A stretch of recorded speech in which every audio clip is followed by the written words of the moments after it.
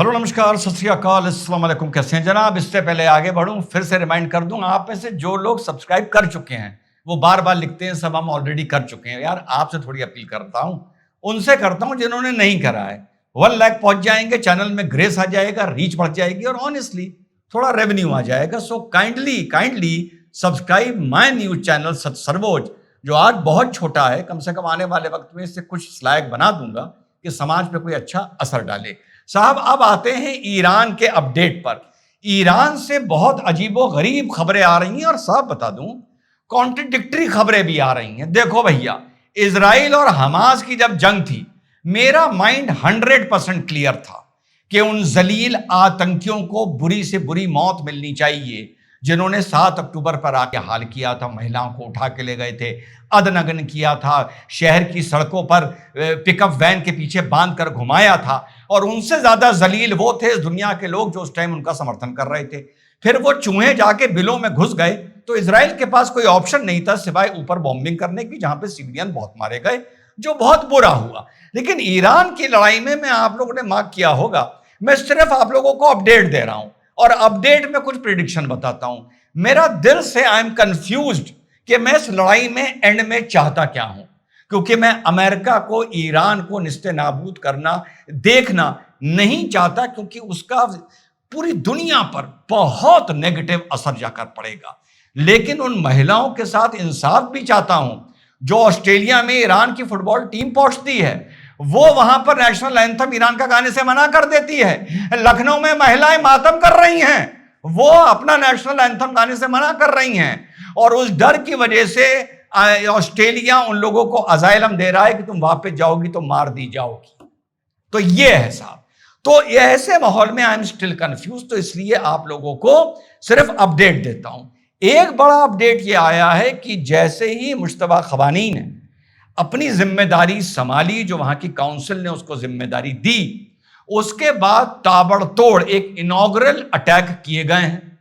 Bahrain के oil reserve पर attack हुआ है, सऊदीया में अटैक हुए हैं, बड़ा भीषण हमला हुआ है, इजराइल में भी हुए हैं। ठीक, अब वो कितने % कामयाब हो ये बाद में पता चलता है। लेकिन उसके साथ साथ एक और खबर ये भी आ रही है कि ईरानियन टीवी ने मुश्तबा खवानी को एड्रेस करते हुए जाबाज ऑफ रमदान वॉर का टाइटल दिया है। जाबाज ऑफ रमदान वॉर। अब आम तौर पे अरब कल्चर में या मिडिल ईस्ट कल्चर में जाबाज उसको कहा जाता है, आसान भाषा में, जो वॉर में जान की बाजी लगाता हुआ आमतौर पर जो इंजर हो जाता है।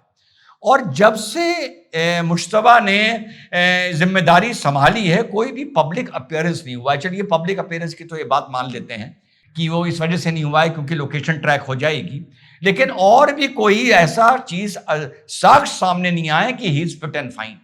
एक तरफ ये खबर आ रही है, दूसरी तरफ ईरान से ये खबर आ रही है कि ईरान ने कहा है कि जंग खत्म कैसे होगी ये हम तय करेंगे। अब मामला बहुत आगे बढ़ गया है और वो कह रहा है कि हम पीछे हटने वाले ही नहीं हैं और हम इजराइल को वगैरह वगैरह सबको बर्बाद कर देंगे। उसका ये वर्जन आ रहा है। तीसरा वर्जन ये आ रहा है कि जैसा आप लोगों को पता था कि तेल की कीमतों में बहुत बड़ा उछाल आया था, $120 के ऊपर पहुंच गई थी। आज सुबह आते आते एकदम से इसमें गिरावट देखने को मिली। ये शायद ये मौखिक है। मौखिक ये इसलिए है कि डोनाल्ड ट्रंप ने अपने एक वार्ता में यह कहा है कि ईरान वॉर कुछ दिन की बची है। डोनाल्ड ट्रंप ने कहा है कि ईरान के पास ना नेवी बची है, ना एयरफोर्स बची है, ना मोबाइल मिसाइल लॉन्चर्स बचे हैं, पहला। तीसरा और चौथा बहुत बड़ी बात जो सामने आ रही है, कल परसों भी हमने इस पर चर्चा की थी, जो ईरान की मिसाइल सिटीज थी अंडरग्राउंड, उनके कहीं ना कहीं तो एंट्रेंस थे, कहीं ना कहीं तो रोड जाती थी भैया। ठीक, क्योंकि गाड़ियां जाती थी, इतना हैवी ट्रांसपोर्ट जाता था। उनको ट्रैक करके लगभग सारी जो मिसाइल सिटीज हैं उनको अब इस चरण में अमेरिका सिस्टमैटिकली उनके गेट्स को, उनकी एंट्रेंसेस को बॉम्ब कर रहा है। अब ये लोग पता लगा लेते हैं कि इस मिसाइल फैसिलिटी की एक एंट्रेंस यहां है और दूसरी 5 किलोमीटर आगे या 8 किलोमीटर आगे। ये इन लोगों के लिए कोई मुश्किल काम नहीं है। कहने का तात्पर्य यह है कि जो अंदर मिसाइल फंस गए वो फंसे के फंसे जा रहे हैं। इसीलिए मैंने आपको शायद परसों बताया था, डिस्पर्समेंट डॉक्ट्रिन पर काम कर रहा है ईरान के। अपने चीजों को इतना फैला दो कि अगर वो मारने भी आए तो वक्त ज्यादा लगे। उसमें क्या है, मिसाइल निकाल निकाल कर और रॉकेट लॉन्चर्स में अलग अलग भेजे जा रहे हैं, तुम जानो तुम्हारा काम जाने। उनको भी बड़ी इजीली टारगेट कर रहा है अमेरिका, क्योंकि आज की लड़ाई में जो लड़ाई प्रोजेक्टाइल वॉर हो रही है, अगर आपने नेवी और एयरफोर्स खत्म कर दी है, भैया आर्मी तो ईरान के हाथ पे हाथ रख के बैठी है, वो तो कुछ कर ही नहीं सकती, सिवाय क्या आते हुए फाइटर प्लेन्स को क्या गोली मारेगी क्या। तो ये एक दूसरी खबर है। तो जो डोनाल्ड ट्रंप ने बोला कि साहब बहुत जल्दी ये लड़ाई खत्म होने जा रही है, लेकिन उधर फिर से आईआरजीसी बोल रहा है कि पूरे गल्फ में ऑयल ब्लॉकेड कर देंगे। गैस की कीमतों में तो फर्क पड़ ही रहा है। खबर में ही देख रहा था, शायद दिल्ली में कई जगहों पे जो कमर्शियल सिलेंडर हैं उन पर रोक लगा दी गई है। तो साहब अब जो ये तो भाई मानना पड़ेगा, ये शुरुआत इजराइल की तरफ से हुई, जो तेहरान में 2 डिपो मारे गए, जो परसों हम लोगों ने कवर किया था। पूरा तेहरान समझ लीजिए दोहे के नीचे है, और नाली नाली में आग लगी हुई है क्योंकि तेल रिस रहा है वहां पर। सीवेज लाइन में आग लगी हुई है क्योंकि तेल रिस रहा है वहां पर, और हीट की वजह से सीवेज लाइन में ब्लास्ट हो रहे हैं। रिपोर्ट ये बता रही है, WTF what the word use किया गया है इजराइल को संबोधित करते हुए। डोनाल्ड ट्रंप ने बोला है कि तुमने ये क्या कर दिया, who gave you the sanction to bomb oil. और यही बात हमारी आपके बहुत दिल से हो रही है कि ऑयल की बॉम्बिंग बर्दाश्त नहीं हो पाएगी, क्योंकि रिटेलिएशन में ईरान भी ऑयल की बॉम्बिंग करेगा। एंड आप लोगों को पता है ईरान और मिडिल ईस्ट के लिए what is a nuclear weapon. Nuclear weapon या nuclear targets are the desalination plants, यानी जहां पर खारे पानी को मीठा किया जाता है। पूरे मिडिल ईस्ट में मीठे पानी की किल्लत है। जो समुद्री पानी होता है उसको मीठा पानी यानी स्वीट वाटर पीने के लायक बनाया जाता है। अगला चरण बढ़ती हुई लड़ाई में शायद इस स्टेज पे आने वाला है कि जो डिसैलिनेशन प्लांट्स हैं उनकी अगर बॉम्बिंग हो गई तो समझ लीजिए हाहाकार मच जाएगा।